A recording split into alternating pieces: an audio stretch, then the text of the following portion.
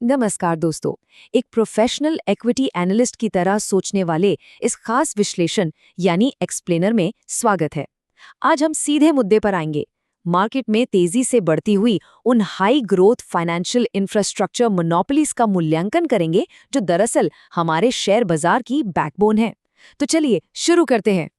फटाफट आज का एजेंडा देख लेते हैं। हम बीएससी की रियलिटी चेक से शुरू करेंगे, फिर एसेट लाइट मॉडल्स का मोड समझेंगे, उसके बाद डिपॉजिटरीज एक्सचेंजेस का मूल्यांकन, एक बेहद ज़रूरी 4 सूत्रीय चेकलिस्ट और आखिर में इन सब को अपने पोर्टफोलियो में कैसे इंटीग्रेट करें, ये सब कवर करेंगे। तो चलिए अपने पहले हिस्से यानी बीएससी की वास्तविकता और बाजार के मैक्रो अवलोकन पर आते हैं। सबसे पहले उस मार्केट फिनोमेनन की बात करते हैं जिसने पिछले कुछ समय में हर निवेशक का ध्यान अपनी तरफ खींचा है। बीएसई लिमिटेड के स्टॉक में आई उस जबरदस्त तेजी को देखकर सच बताऊं तो एक फोमो महसूस होना बिल्कुल स्वाभाविक है। लगता है ना कि यार कहीं ये हाई ग्रोथ मोनोपोली वाली ट्रेन स्टेशन से निकल तो नहीं गई। लेकिन यही डर एक गहरे सवाल को जन्म देता है। क्या सच में मौका हाथ से निकल गया या ऐसी मोनोपोलीज में अभी भी बेहतरीन अवसर बाकी हैं? असल में देखा जाए तो ग्रोथ का रनवे अभी भी बेहद बेहद लंबा है। ध्यान दीजिए कि हो क्या रहा है।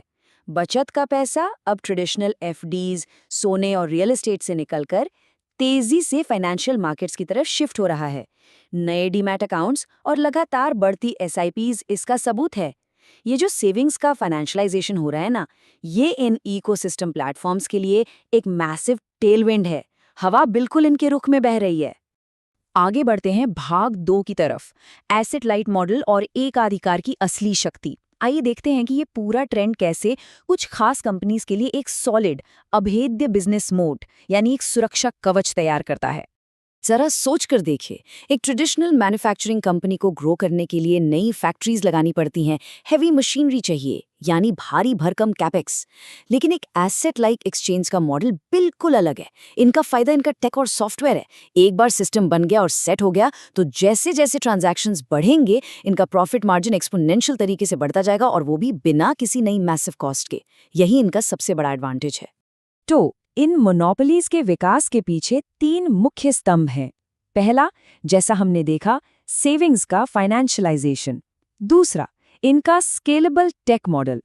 लेकिन तीसरा और सबसे महत्वपूर्ण स्तंभ है सेबी के स्ट्रिक्ट कंप्लायंस रूल्स। ये नियम नए खिलाड़ियों के लिए एक इतना ऊंचा एंट्री बैरियर खड़ा कर देते हैं कि मार्केट में नए कॉम्पिटिटर्स का आना लगभग नामुमकिन सा हो जाता है। बस इसी तरह इनका एकाधिकार बिल्कुल सुरक्षित रहता है। अब आते हैं अपने तीसरे हिस्से पर, डिपॉजिटरी का दबदबा, जहां हम सीडीएसएल और एनएसडीएल को समझेंगे। मैक्रो से अब माइक्रो एनालिसिस की तरफ चलते हैं और हमारा पहला बैटल ग्राउंड है डिपॉजिटरी स्पेस। नंबर्स और आंकड़ों में घुसने से पहले चलिए बेसिक कॉन्सेप्ट को क्लियर कर लेते हैं ताकि नए रिटेल इन्वेस्टर्स भी साथ चल सकें। आखिर मॉडर्न फाइनेंशियल इकोसिस्टम में एक डिपॉजिटरी होती क्या है? इसे ऐसे समझिए, जैसे बैंक हमारे पैसे रखता है, वैसे ही डिपॉजिटरी एक बेहद सुरक्षित डिजिटल तिजोरी है। यहाँ खरीदे हुए शेयर्स और सिक्योरिटीज बिल्कुल सेफ इलेक्ट्रॉनिक रूप में लॉक रहते हैं। अब जो बात वाकई हैरान करने वाली है वो है रिटेल स्पेस में सीडीएसएल का एक तरफा क्लियर कट दबदबा। जरा सोचिए, ये अकेली कंपनी पूरे मार्केट के करीब 75 से 79% रिटेल डीमैट अकाउंट्स को सिक्योर करती है। ये कोई छोटा मोटा नंबर नहीं है दोस्तों, ये एक मैसिव मोनोपोली का साइन है। अगर इन दोनों बड़े खिलाड़ियों का आमना सामना करवाएं तो तस्वीर बिल्कुल साफ हो जाती है। एक तरफ है सीडीएसएल, जिसने रिटेल ग्रोथ को बड़ी खूबसूरती से कैप्चर किया है। ये कंपनी कंप्लीटली डेट फ्री यानी कर्ज मुक्त है। नेट प्रॉफिट मार्जिन्स शानदार हैं और करीब 50 के पीई पर लिस्टेड है। वहीं दूसरी तरफ एनएसडीएल है। ये अभी प्राइवेट है, आईपीओ का इंतजार है, लेकिन इसकी सबसे बड़ी ताकत इसका इंस्टीट्यूशनल क्लाइंट्स यानी बड़े निवेशकों के बीच मजबूत होल्ड है। आगे बढ़ते हैं भाग 4 की ओर, एक्सचेंजेस और बैक ऑफिस ऑपरेशंस का मूल्यांकन। देखिए, डिपॉजिटरी से एक कदम आगे जाएं तो ये पूरा फाइनेंशियल इकोसिस्टम कुछ खास स्पेशलाइज्ड एक्सचेंजेस और पर्दे के पीछे काम करने वाले बैक ऑफिस ऑपरेशंस पर बहुत ज़्यादा निर्भर करता है। इस बैक ऑफिस की दुनिया को समझने के लिए आरटीए यानी रजिस्ट्रार एंड ट्रांसफर एजेंट को समझना बहुत ज़रूरी है। असल में आरटीए होती क्या है? जब हम हजारों करोड़ों रुपए सिप या म्यूचुअल फंड्स में डालते हैं तो उनका सारा रिकॉर्ड बैक एंड पर, ट्रांजैक्शंस का सारा हिसाब किताब यही टेक कंपनीज रखती हैं। बैकग्राउंड में खामोशी से चलने वाली ये आरटीएस सच में हमारे म्यूचुअल फंड इन्वेस्टमेंट्स की असली बैकबोन है। और अगर मार्केट शेयर के फिगर्स देखें तो आंकड़े आपको सच में चुका देंगे। अलग अलग सेक्टर्स में ये कंपनीज एकदम वर्चुअल मोनोपोलीज बन चुकी हैं। चाहे वो कमोडिटी डेरिवेटिव्स में एमसीएक्स का 92% शेयर हो, या म्यूचुअल फंड्स मार्केट में कैम्स का 70% दबदबा, या फिर short term power electricity trading में आईईएक्स का 80% शेयर, ये सब अपने आप में एक बेहीमत है। अब थोड़ा इनकी कैपिटल एलोकेशन पर नजर डालते हैं। एक तरफ कैम्स है जो बेहद कुशल तरीके से ऑपरेट कर रहा है, जीरो डेट और लगभग 49% के शानदार आरओसीई के साथ। वहीं दूसरी तरफ एमसीएक्स को देख लीजिए। एमसीएक्स ने हाल ही में अपने पुराने सॉफ्टवेयर से कॉमर्स प्लेटफॉर्म पर एक टेक ट्रांजिशन किया। इस महंगे ट्रांजिशन ने शुरुआत में उनके मार्जिन्स और वैल्यूएशंस पर दबाव बनाया। हालांकि इसका अल्टीमेट गोल लॉन्ग टर्म में वेंडर कॉस्ट को कम करना ही था। अच्छा, आईएक्स की कहानी में एक ट्विस्ट है। हालांकि कंपनी 80% का रोबस्ट ईबिटा मार्जिन मेंटेन करती है, लेकिन एक होशियार इन्वेस्टर को मार्केट कपलिंग नाम के इस प्रपोज्ड रेगुलेटरी रिस्क को कभी इग्नोर नहीं करना चाहिए। ये एक ऐसी सरकारी पॉलिसी का डर है जिसने पूरे आईएक्स के स्टॉक को लगातार एक कंसोलिडेशन फेज में एक दबाव में फंसाए रखा है। पॉलिसी अचानक सब कुछ बदल सकती है। अब आते हैं सेक्शन 5 पर, एक एनालिस्ट की 4 सूत्रीय चेकलिस्ट। खिलाड़ियों की पहचान तो हो गई, लेकिन अब इन्हें सेफली इवैल्यूएट कैसे करना है, उसका एक स्ट्रक्चर्ड और प्रोफेशनल तरीका देखते हैं। देखिए, सिर्फ ये सुनकर कि कोई कंपनी मोनोपोली है, आंख बंद करके उसे खरीद लेना बेहद खतरनाक हो सकता है। इसीलिए ये 4 पॉइंट चेकलिस्ट हमेशा ध्यान में रखें। पहला, वैल्यूएशन सही है या नहीं ये चेक करें।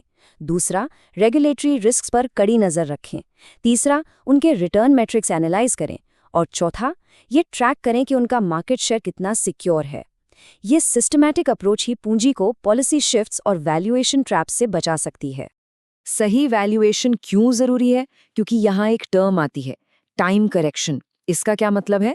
मान लीजिए कि एक बेहद शानदार बिजनेस है और वो लगातार ग्रो भी कर रहा है, लेकिन आपने उसके लिए ऐसी ऊंची वैल्यूएशन पर इतना बड़ा प्रीमियम चुका दिया कि आने वाले कई सालों तक उसमें 0 रिटर्न मिला।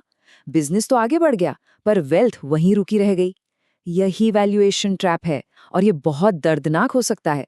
एक और बड़ा वार्निंग साइन जिसे भूलना नहीं चाहिए, मोनोपोलीज तब तक ही मोटे मुनाफे कमाती हैं जब तक कोई तगड़ा कॉम्पिटिटर आकर गेम न बदल दे। इसलिए लगातार विजिलेंट रहना, इनके मार्केट शेयर पर नजर रखना बहुत जरूरी है। अगर क्वार्टर ऑन क्वार्टर किसी इंफ्रास्ट्रक्चर स्टॉक का मार्केट शेयर गिर रहा है ना, तो ये एक मैसिव रेड फ्लैग है। जैसे आजकल कैम्स और केफिनटेक के बीच मार्केट शेयर की लड़ाई देखना काफी इंटरेस्टिंग है। एक क्विक थंब रूल जो हम प्रोफेशनल इक्विटी एनालिस्ट अक्सर यूज करते हैं, रिटर्न ऑन इक्विटी और रिटर्न ऑन कैपिटल एम्प्लॉयड यानी आरओई और आरओसीई ऐसी मैट्रिक्स हैं जो लगातार 20% से ऊपर ही होनी चाहिए। एक एसेट लाइट मोनोपोली बिजनेस के लिए ये 20% का मार्क टच करना और उस पर बने रहना उनकी कोर एफिशिएंसी का सबसे बड़ा सबूत है। चलिए आखिर में आते हैं सेक्शन 6 पर, अपने दीर्घकालिक पोर्टफोलियो में इनको कैसे शामिल करें।